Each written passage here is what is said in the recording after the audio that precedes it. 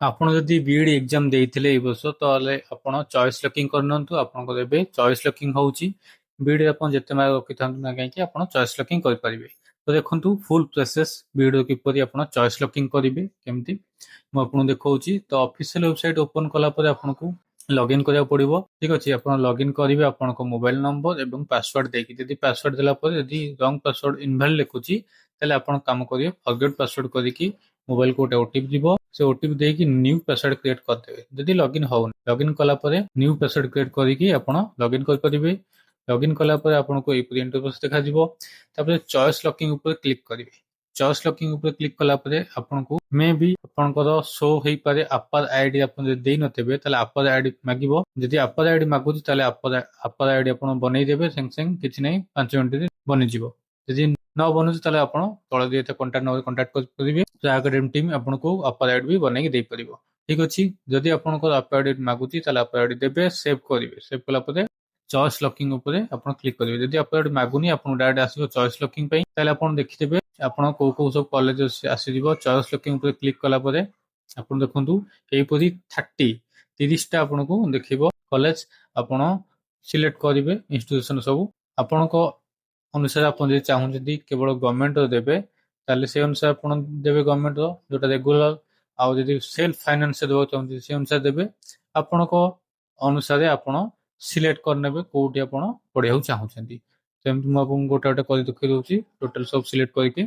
ଆପଣ ଜାଣିବାକୁ ଚାହୁଁଥିବେ ଯେ କୋଉଟା ସେଲ୍ଫ ଫାଇନାନ୍ସ କୋଉଟା ଗଭର୍ଣ୍ଣମେଣ୍ଟ, ତ ମୁଁ ଆପଣଙ୍କୁ ଦେଖେଇ ଦଉଛି। ଦେଖନ୍ତୁ Radhanath institute of advance study in education, ଏଟା କଟକ। ଏଟା ରେଗୁଲାର ଯୋଉଟା ଅଛି ରେଗୁଲାର ଅଛି ଗଭର୍ଣ୍ଣମେଣ୍ଟର। ଆଉ ଏସପି ଓମେନ୍ସ କଲେଜ କଟକ ଯୋଉଟା କି self financing.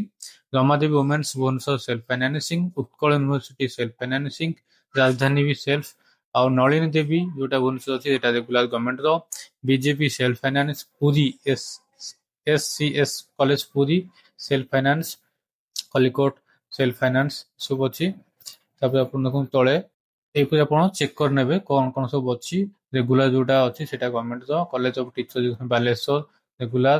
Angul regular. College of teacher education Bolangir regular. Bhanjanagar regular ହେଲା। ଭବାନୀପାଟଣା ରେଗୁଲାର। ଆଉ ଭବାନୀପାଟଣାର ମା ମାଣିକେଶ୍ୱରୀ ୟୁନିଭର୍ସିଟି ଏଟା ହଉଛି ସେଲ୍ଫ ଫାଇନାନ୍ସ।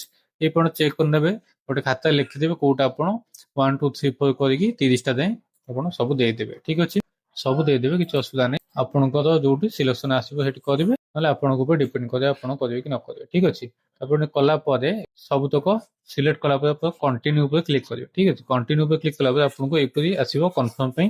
ଆଉ ଥରେ ଚେକ୍ କରିନେବେ କୋଉଟା କଣ ଦେଲେ 1 ରୁ 30ଟା ଯାଏଁ। ତାପରେ ଜେନେରେଟ ଓଟିପି ଉପରେ କ୍ଲିକ୍ କରିବେ। ଯଦି ଜେନେରେଟ ଓଟିପି ଉପରେ କ୍ଲିକ୍ କରିବେ ଓଟିପି ଯିବ।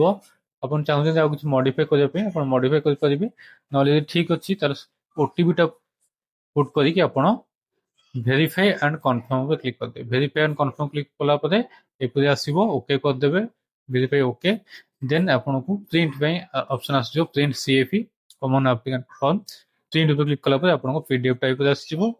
ପ୍ରିଣ୍ଟ ଉପରେ କ୍ଲିକ୍ କଲା ପରେ ଆପଣ ପିଡିଏଫ ଟା ଡାଉନଲୋଡ କରିକି ସେଭ୍ କରିକି ରଖିପାରିବେ। ତ ଏହିପରି ଆପଣ ଚଏସ୍ ଲକିଂ କରିପାରିବେ ବିଇଡିର।